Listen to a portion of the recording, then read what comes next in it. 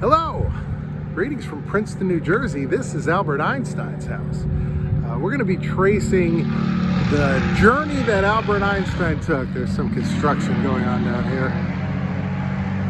rather loud. We're going to trace the journey that his body took after he died. It's a weird story. There's a lot of strange things that happened. But we're going to go through all the spots that he went after he left his house not feeling well. I hope you join me on this one. This should be a lot of fun. Really a great story. We're going to go up to the house now, take a closer look. We can't get past the gate, but we'll see what it looks like up close. Still grinding up trees or whatever they're doing there. All right, I hope you're subscribed, and let's go. Here we are. There is a gate. You cannot come any closer. I'd like to go up there and sit up on the porch wearing fuzzy bunny slippers like Einstein used to, but you can't. It is a privately owned home, and they're doing some work on it up there, but it's a beautiful house in a beautiful town. Einstein chose to live in this house. It's the only house he ever owned in America. He lived here for 22 years until he died in 1955. His wife actually died in this house, I believe in 1936, but in 1955, he wasn't feeling well and he had to go over to the Princeton Medical Center. My family is from this area. I was born in Princeton, and my grandparents lived not very far from here. My grandfather knew Albert Einstein. My grandfather was a gardener, and he said Einstein used to walk along the road, and he would pick him up if he was driving by, especially if it was raining or snowing, and he'd chat with Albert Einstein as they rode in his pickup truck from here to the university or wherever Einstein was going. But my grandfather knew him, said he was a very nice man, and I am kind of baffled by how famous Einstein was. Everybody knew who he was. He was certainly the most famous scientist in the world. I think his fame has grown since then, but at that time, apparently, if you lived in this town, you would see him. You'd see him everywhere. By the way, in the Meg Ryan film, IQ, they used this as the house, not the real house. They used the house next door. But let's go over to the hospital. Behind me, this all would have been the Princeton Medical Center. I was born right here. The entrance used to be right down this way. The hospital, I remember the emergency room was on this side. They put all these apartments in after the hospital moved in 2012. The hospital was built here 1919. I believe it started as a 2-bed hospital. Ended up being a gigantic hospital, and so this is the hospital Einstein was taken to. It's on Witherspoon Street, not very far from where he lived. They offered to give him a surgery, and he refused the surgery, saying if it was his time to die, he was going to die. He thought it was tacky to try to extend one's life artificially. So he was brought in here. He died soon after, so the surgery wouldn't have helped him.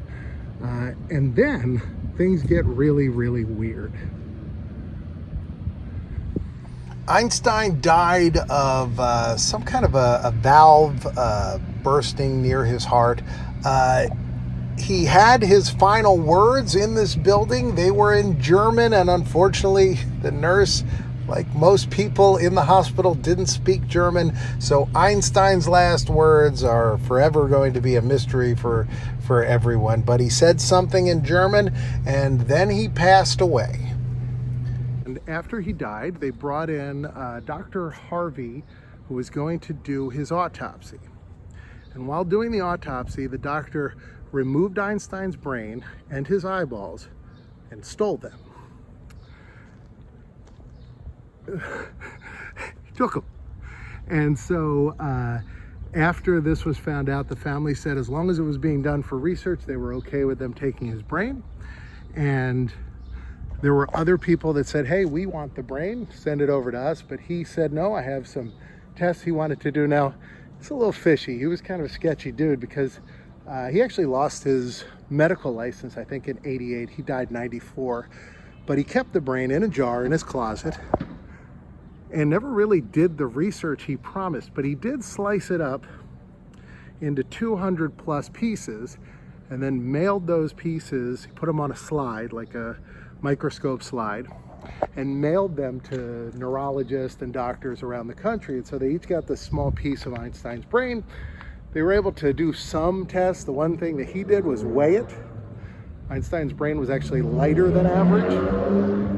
The average male brain would weigh slightly more than his, but they found that the area, I think they said it was on this side, but the area of your brain that does mathematics, they said was bigger on his. They also said his brain showed almost no signs of aging despite being in his late 70s, which is unusual. So may have been why he he had all those smarts, was able to still think of things when he got older, because his brain wasn't deteriorating. But it was all right here. All right. So then Dr. Harvey took the brain, took the eyeballs, he left.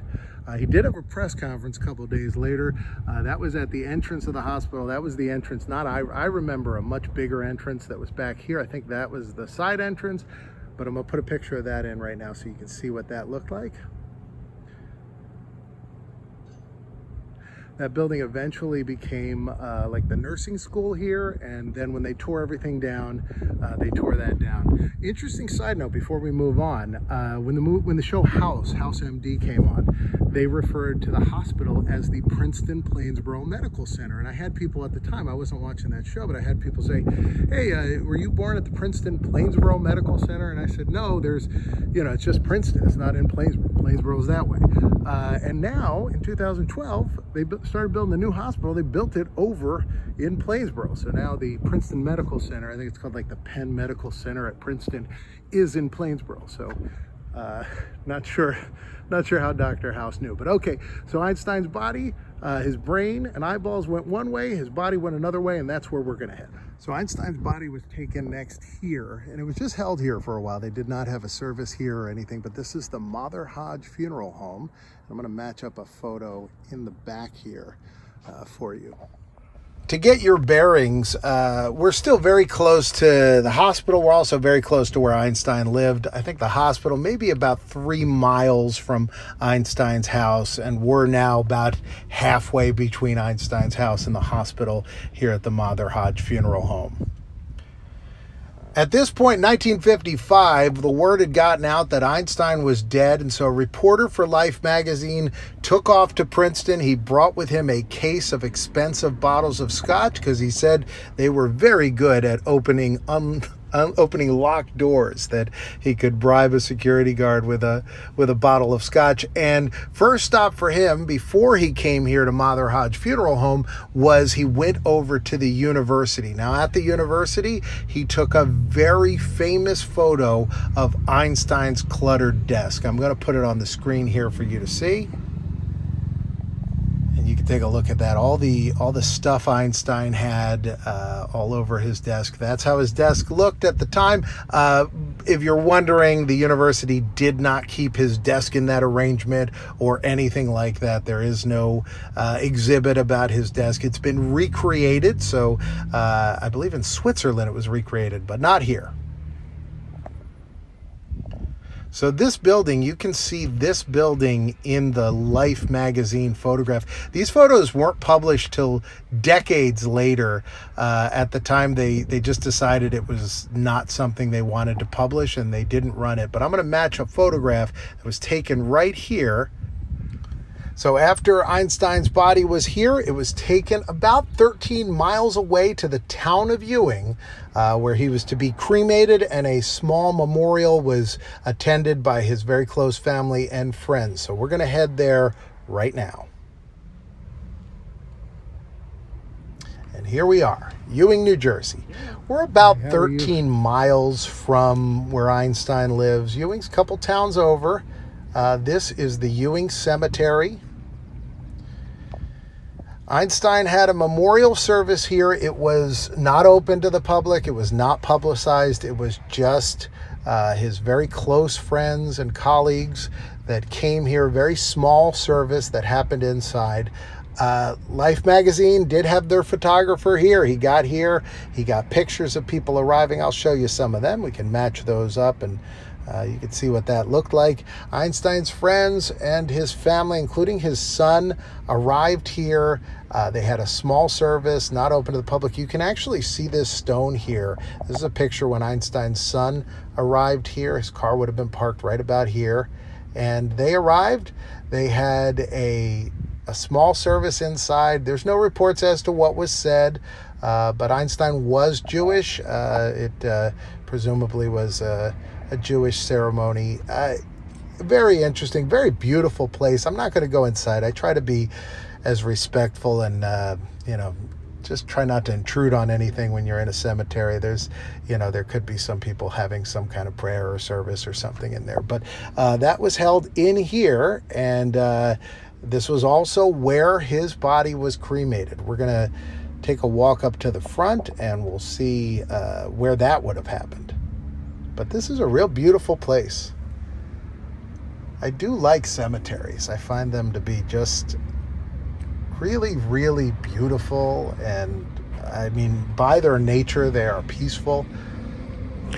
So Einstein's body was here, and they cremated it right in this building.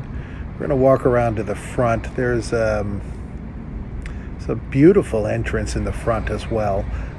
This goes right on. This is not a busy road. The cemetery actually extends all the way across the street.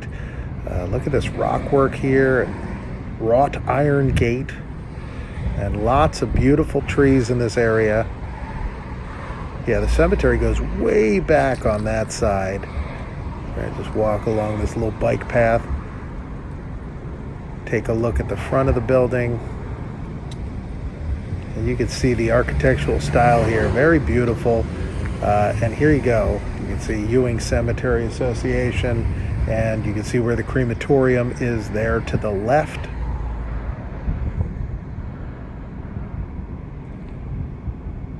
So this is where his body was cremated and prepared for what would be scattering of his ashes.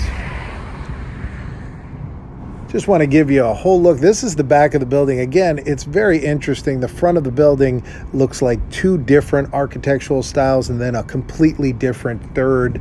This looks like a church or a Gothic, architecture.